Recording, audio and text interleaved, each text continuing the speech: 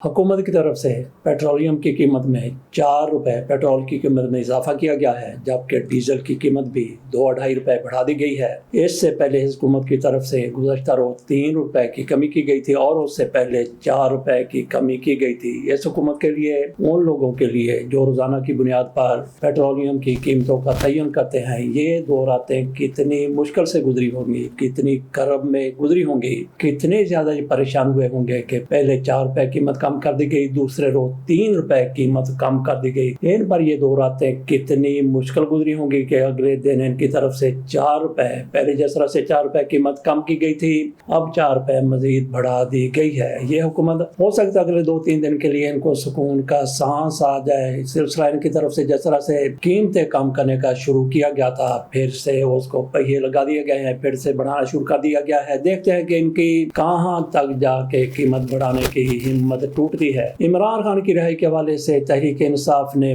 बहुत बड़ा ऐलान कर दिया। सुहेल अफरीदी की तरफ से जलसा में खिताब करते हुए जो कुछ कहा गया, आप हैरान हो जाएंगे। उन्होंने इमरान खान की रिहाई के लिए, इमरान खान के आंख के इलाज के लिए और इमरान खान के साथ जिस तरह से मुलाकातें उनकी बहनों की बंद हुई हैं, उनके वकला की बंद हुई और उनके पार्टी के लीडरों की बंद हुई, उनको बहाल करवाने के लिए उन्होंने कितना जबरदस्त ऐलान किया है। कल पूरे पाकिस्तान में, पाकिस्तान ही नहीं बल्कि जहां कहीं भी तहरीक इंसाफ के हामी बैठे हुए इमरान खान के लिए जिस तरह से 3 साल उनके कैद के मुकम्मल वक्त को यौम स्याह के तौर पर मनाया गया और पाकिस्तान में कई मकामात पर जलसे हुए, कई मकामात पर रैलियां हुई, लोग घरों से बाहर निकले। लाहौर में भी लोग घरों से बाहर निकले, वकला भी बाहर आए और आम आदमी भी उनके साथ शामिल थे। कई जगहों पर गिरफ्तारियां भी हुई। अगर कहीं पे रैली निकालने की, जुलूस करने की, जलसा करने की इजाजत थी और खोल कर ये सारा कुछ करने की इजाजत थी तो वो खैबर पख्तूनख्वा था, क्योंकि वहां पे तहरीक इंसाफ की हुकूमत है। पहले से ऐलान किया गया था कि सबसे बड़ा जलसा पेशावर में होगा। पेशावर में जलसा हुआ, जिस तरह से कहा गया था कि कामयाब जलसा होगा, बड़ी गैदरिंग होगी, इसमें कोई शक नहीं है। तहरीक इंसाफ के जो इनके मुखालफिन है वो भी कहते हैं कि इमरान खान की गिरफ्तारी के बाद सबसे बड़ा होने वाला जलसा यही है जो पेशावर में किया गया है। सुहेल अफरीदी साहब ने वो जलसे से खिताब किया, बल्कि वो जो उसके मेजबान थे दीगर लोगों की तरफ से भी खिताब किया गया। जुनैद अकबर जो खैबर पख्तूनख्वा के सदर हैं और बैरिस्टर गौहर साहब जो ऑल ओवर पाकिस्तान तहरीक इंसाफ के चेयरमैन हैं, उनकी तरफ से भी वहाँ खिताब किया गया। जैसा कि इमरान खान की रिहाई के लिए इनकी तरफ से कोशिशें की जाती हैं। कल तो बैरिस्टर गौहर की तरफ से ये बयान जारी कर दिया गया था कि इमरान खान की रिहाई का सिलसिला, इमरान खान की रिहाई का आगाज, उसकी तहरीक आज से शुरू होगी। यानी 5 अगस्त से उन्होंने तहरीक शुरू करने का ऐलान किया था। कुछ लोगों की तरफ से ये सोचा जा रहा था, समझा जा रहा था कि इमरान खान की रिहाई के लिए पहले भी कोशिशें हो चुकी हैं, लॉन्ग मार्च हो चुके हैं, धरने हो चुके हैं, जलसे हो चुके हैं, जुलूस निकाले जा चुके हैं, लेकिन गौहर साहब की तरफ से ये वाजे किया गया कि आज से इमरान खान की रिहाई की तहरीक शुरू हो रही है। बहरहाल जलसे से लोगों को उम्मीद थी कि बहुत बड़ा ऐलान किया जाएगा और लोगों की उम्मीदों पर पूरा उतरते हुए ऐलान कर दिया गया। लॉन्ग मार्च का ऐलान किया गया है और उसके लिए 27 सितंबर की डेट दी गई और 27 सितंबर किस साल का है? ये इसी साल का। आज से तकरीबन 2 महीने पहले, उसमें से चंद दिन माइनस कर लें, 2 महीने बाद की तारीख दी गई। इसीलिए कहा गया है कि इसी साल सितंबर में इमरान खान की रिहाई के लिए लॉन्ग मार्च होगा। ये सुहेल अफरीदी की तरफ से कहा गया।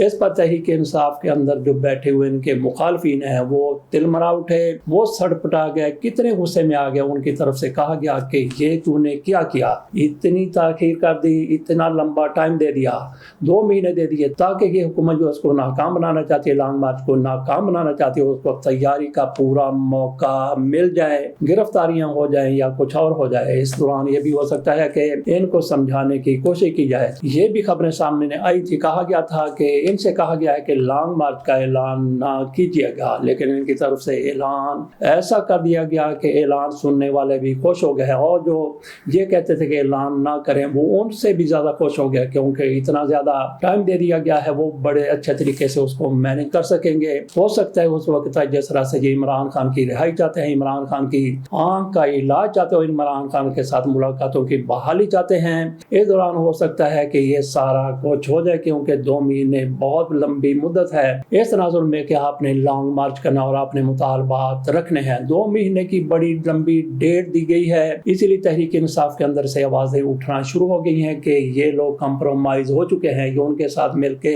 کھیل رہے ہیں اور انہیں کی مرضی کے مطابق انہوں نے ایسی ڈیٹ دے دی ہے۔ تو جس طرح سے یہ اعلان کیا گیا 27 ستمبر کو لانگ مارچ کیا جائے گا، اسلام آباد کی طرف لانگ مارچ ہوگا، تو کس جگہ پر یہ جا کے لوگ بیٹھیں گے؟ ڈی چوک میں بیٹھیں گے یا کہیں اور بیٹھیں گے؟ نہیں، ڈی چوک میں نہیں بیٹھیں گے، کیونکہ ڈی چوک میں جو کچھ ہوتا ہے پوری دنیا دیکھ چکی ہے۔ انہوں نے اعلان کیا ہے کہ اڈیالہ جیل کے سامنے جائیں گے، وہاں پہ کیا کریں گے؟ عمران خان کی رہائی کے لیے وہاں پہ تقریریں کریں گے یا کیا کریں گے؟ ان کی طرف سے باقاعدہ اعلان کیا گیا تھا کہ اب دمادم مست قلندر ہوگا، اور دمادم مست قلندر کے لیے 27 ستمبر کی تاریخ دی گئی۔ اور بیسٹ گورنر کی طرف سے کہا گیا کہ ہم نے بہت سی مفاہمت کر کے دیکھ لیا، نرم لہجہ اختیار کر کے دیکھ لیا، لیکن اب ہم کچھ بھی نیچے پیچھے نہیں چھوڑیں گے۔ ان کی طرف سے بھی دھمکی لگا دی گئی ہے۔ تو جس طرح سے یہ اعلان کیا گیا ہے، فیصلہ کیا گیا ہے لانگ مارچ کا، تو ناظرین آپ کے سامنے رکھتے ہیں کہ کیا یہ دلیرانہ فیصلہ ہے، بزدلانہ فیصلہ ہے، مصالحانہ فیصلہ ہے، یا پھر منافقانہ فیصلہ ہے؟ جب ادارے مفلوج ہیں، بار بار عدالتوں میں جانے کے باوجود ہمیں انصاف نہیں مل رہا، جتنی بھی ہمارے آئینی، قانونی، جمہوری راستے تھے وہ ہم نے اپنا لیے، لیکن ہمیں انصاف نہیں مل رہا، ہماری سنوائی نہیں ہو رہی، تو کون سا راستہ بچتا ہے؟ کون سا راستہ بچتا ہے؟ کون سا راستہ بچتا ہے؟ کون سا راستہ بچتا ہے؟ کون سا راستہ بچتا ہے؟ ڈی چوک یا اڈیالہ جیل؟ میرے پاکستانیوں، میرے نوجوانوں، یاد رکھنا آپ پاکستان کا 60% ہے نوجوانوں۔ 60% کا مطلب آپ پاکستان کی آبادی کے 13 کروڑ ہیں۔ اگر آپ 1% بھی نکلے یہ 13 لاکھ لوگ ہو گئے، اگر 10% بھی نکلے تو 1 کروڑ 30 لاکھ لوگ ہوئے۔ میرے پاکستانیوں، میرے نوجوانوں، وہ لیڈر جو اڈیالہ جیل میں ہے وہ ہر وقت کہتا تھا کہ میرے نوجوانوں، میرے نوجوانوں، میرے نوجوانوں، آج نوجوانوں اس کو آپ کی ضرورت ہے۔ تیار ہو، تیار ہو، تیار ہو، تو انشاءاللہ تعالی 27 ستمبر کو اسلام آباد کا رخ کریں گے۔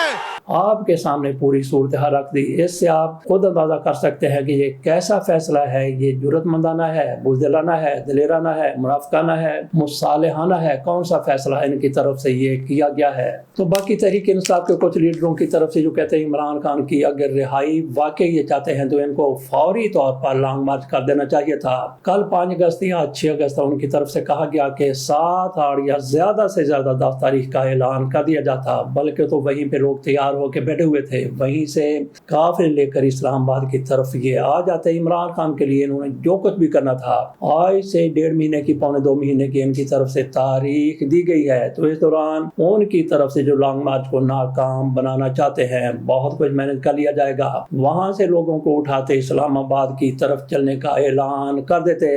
ان کے ساتھ ہزاروں لوگ شامل، لاکھوں نہ ہوتے، ہزاروں لوگ شامل ہوتے، تیاری کر کے لوگ گئے ہوئے تھے۔ اب ان کے لیے کیا مشکلات ہو سکتی ہیں کہ ان لوگوں کو گرفتار کیا جا سکتا ہے جو اس حوالے سے اپنا کردار ادا کر سکتے ہیں۔ کئی مقدمات پہلے ہی موجود ہیں، نئے مقدمات درج کیے جا سکتے ہیں اور پرانے مقدمات میں بھی گرفتاری ہو سکتی ہے۔ گویا ان کی طرف سے جان بوجھ کر حکومت کو یہ موقع دے دیا گیا کہ ہم نے لانگ مارچ کرنا ہے، اس سے پہلے آپ نے جو کچھ بھی کرنا آپ کر سکتے ہیں۔ تو یہ بھی ناظرین ضروری نہیں ہے کہ جس طرح سے سہیل افریدی کی طرف سے یا وہاں پہ جو لوگ موجود تھے ان کی طرف سے اعلان کیا گیا 27 ستمبر کا، اسی طرح سے یہ 27 ستمبر کو لانگ مارچ بھی کر دے۔ اس دوران مصالحت بھی ہو سکتی ہے، اس دوران دھمکی بھی دی جا سکتی ہے، اس دوران بہت کچھ ہو سکتا ہے۔ یہ بھی ہو سکتا ہے کہ گورنر راج ہی لگا دیا جائے، اس سے کم کی صورتحال کوئی سامنے آ سکتی ہے، اس سے زیادہ کی بھی کوئی صورتحال بن سکتی ہے۔ تو باقی ان کی طرف سے یہ بھی کہا جا سکتا ہے کہ ہم نے دیکھیں جس طرح سے جلسے کا اعلان کیا تھا اور حکومت کتنی ڈر گئی، کتنی خوفزدہ ہو گئی کہ فوری طور پر عدالت میں جا کے بتا دیا دیا کہ عمران خان کو بڑی سہولتیں حاصل ہیں۔ علیمہ خانم کی طرف سے ریٹ داخل کی گئی تھی جس میں کہا گیا تھا کہ عمران خان کو قید تنہائی میں رکھا گیا ہے، عمران خان کے ساتھ ملاقاتیں نہیں ہو رہی، ان کا پراپر علاج بھی نہیں کیا جا رہا، تو خصوصی طور پہ ان کی طرف سے زور دیا گیا تھا کہ عمران خان کو قید تنہائی میں رکھا گیا ہے۔ تو اس کا جواب اڈیالہ جیل کے جیلر کی طرف سے، سپرڈینٹ کی طرف سے عدالت میں جمع کروایا کیا ہے، وہ آپ سنیں گے تو حیران رہ جائیں گے کہ کس طرح سے انہوں نے کہا کہ عمران خان کو کون کون سی وہاں پہ سہولت حاصل ہے۔ آپ کے سامنے رکھ دیتے ہیں اڈیالہ جیلر کی طرف سے جو کچھ کہا گیا ہے۔ تو اس کو لے کر یہ جو دھرنے والے لوگ ہیں، یہ جو لانگ مارچ والے لوگ ہیں، یہ کہہ سکتے ہیں کہ دیکھیں ہم نے دھمکی دی تھی حکومت کو، اور حکومت کی طرف سے کس طرح سے عمران خان کو سہولتیں فراہم کر دی گئی ہیں۔ یہ اسلام آباد ہائی کورٹ میں رپورٹ جمع کروائی گئی ہے۔ رپورٹ میں سپرڈینٹ اڈیالہ جیل نے عمران خان کو قید تنہائی میں رکھنے اور جیل حکام کے عمران خان سے امتیازی یا غیر مساوی سلوک کی بھی تردید کی ہے اور کہا ہے کہ جیلوں میں قید تنہائی کا نظام تقریباً ختم ہو چکا ہے، اب یہ رائج نہیں ہے اور نہ ہی عدالتیں طویل عرصے سے ایسی سزا دے رہی ہیں۔ اڈیالہ جیل میں کوئی بھی قیدی عمران خان کے سمیت قید تنہائی میں نہیں رکھا گیا۔ عمران خان کو سزا ہو چکی ہے، وہ قانون کے مطابق قید کاٹ رہے ہیں۔ عمران خان کے ساتھ دوسرے قیدیوں کی طرح ہی قانونی سلوک کیا جا رہا ہے۔ بہتر کلاس قیدی ہونے کی وجہ سے کچھ اضافی سہولتیں بھی عمران خان کو فراہم کی گئی ہیں۔ سابق وزیر اعظم اور سیاسی جماعت کے سربراہ کی حیثیت سے عمران خان کے لیے سیکیورٹی کے خصوصی انتظامات کیے جاتے ہیں، اسی لیے عام قیدیوں کو عمران خان کے رہائشی حصے تک رسائی نہیں دی جاتی۔ رپورٹ میں کہا گیا ہے کہ عمران خان کو 7 سیلوں پر مشتمل کمپاؤنڈ دیا گیا ہے جس میں وہ پورا دن چل پھر سکتے ہیں۔ صرف رات کے مخصوص اوقات میں عمران خان اپنے سیل میں رہتے ہیں۔ جیل افسران اور عملہ عمران خان کی ضروریات کے حوالے سے وقتاً فوقتاً ان سے رابطے میں رہتا ہے۔ جیل کے ڈاکٹر روزانہ 3 مرتبہ ان کا معائنہ کرتے ہیں، کھانے کی جانچ کرتے ہیں، عمران خان کا بلڈ پریشر، دل کی دھڑکن، آکسیجن کی سیچوریشن سمیت دیگر طبی علامات چیک کرتے ہیں۔ ضرورت پڑنے پر عمران خان کا اضافی طبی معائنہ بھی کیا جاتا ہے۔ عمران خان کے لیے ایک کل وقتی سزا یافتہ قیدی مقرر ہے جو عمران خان کے منتخب کرتا مینیو کے مطابق روزانہ 3 وقت کا کھانا تیار کرتا ہے۔ عمران خان کو قدرتی روشنی، تازہ ہوا اور طلوع آفتاب سے غروب آفتاب تک ورزش کی سہولت حاصل ہے۔ جیل قواعد کے مطابق عمران خان کو ہر منگل اپنی اہلیہ بشرا عمران سے ملاقات کی اجازت ہے۔ عمران خان کو باقاعدگی سے اپنی پسند کے اخبارات اور کتابیں فراہم کی جاتی ہیں۔ فرینڈز آف کورٹ کے طور پر سلمان صفدر نے 10 فروری 2026 کو عمران خان کے سیل کا معائنہ بھی کیا تھا۔ سلمان صفدر نے عمران خان کی رہائش اور قیدی حالات کا باریک بینی سے جائزہ لیا تھا۔ رپورٹ انہوں نے سپریم کورٹ میں جمع کروائی تھی۔ اپنی رپورٹ میں جو ہائی کورٹ میں پیش کی گئی ہے، جیلر صاحب کی طرف سے مزید یہ کہا گیا ہے کہ عمران خان کی حراست اور رہائشی حالات مناسب اور اطمینان بخش ہیں۔ درخواست گزار علیمہ خانم کے بیانات محض قیاس سرائیوں پر مشتمل ہیں، ان میں کوئی صداقت نہیں ہے، ان میں کوئی سچائی نہیں ہے، لہٰذا ان کی درخواست کو رد کر دیا جائے۔ جیلر صاحب کی طرف سے ہائی کورٹ سے کہا گیا ہے۔ تو یہ ساری صورتحال کو پی ٹی آئی والے اپنے حق میں استعمال کر سکتے ہیں۔ کون سے پی ٹی آئی والے؟ وہی گروہ جو عمران خان کی رہائی کے لیے لانگ مارچ کرنا چاہتا ہے۔ وہ کہہ سکتے ہیں دیکھیں ہمارے جلسے سے پہلے وہ سے ڈر کے ان کی طرف سے جیسا سے رپورٹ پیش کر دی گئی کہ عمران خان کو کتنی سہولتیں دی جا رہی ہیں۔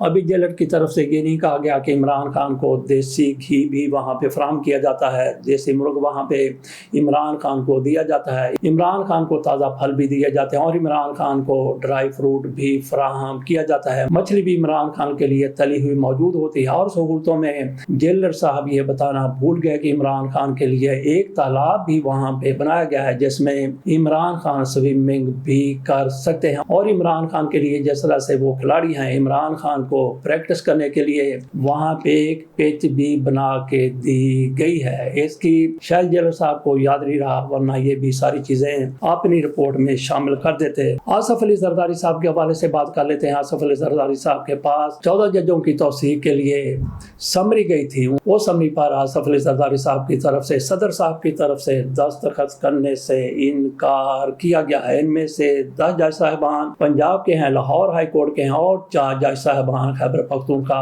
कोर्ट के हैं, पेशावर हाई कोर्ट के हैं, तो सदर साहब की तरफ से दस्तखत करने से इनकार किया गया है। तो क्या इसकी कोई सियासी वजह हो सकती है, या फिर ये हो सकता है कि हमारे भी 2 या 3 जज साहबान शामिल करें? नहीं तो फिर ये पड़ी है आप लोगों की समरी।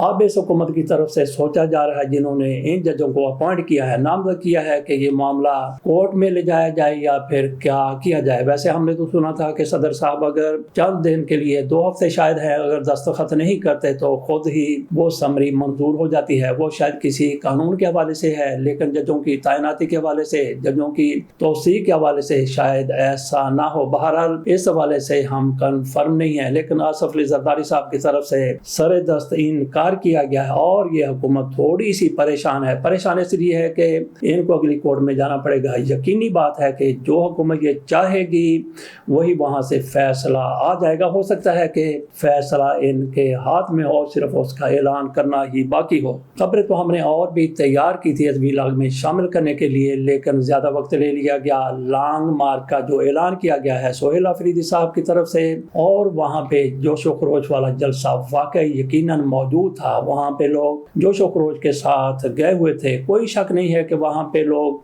बड़े जज्बाती थे। लेकिन सोहेल अफरीदी साहब की तरफ से जिस तरह से इनका सारे का सारा मामला कंप्रोमाइज नजर आता है, जैसा कि हमने कहा कि इनका ये फैसला, ये ऐलान दिलेराना है, बुज़दिलाना है, मुसालिहाना है या फिर मुनाफिकाना है। तो नाजरीन, आप इस हवाले से क्या कहते हैं? बिल्कुल इसमें कोई शक नहीं है कि इनकी तरफ से जो कुछ किया गया है ये एक कंप्रोमाइज किस्म के लोग जाहिर होते हैं, साबित होते हैं, नजर आते हैं। इजाज़त दीजिए और इंतज़ार कीजिए कि लॉन्ग मार्च के लिए ये क्या कुछ करते हैं। अल्लाह हाफिज़।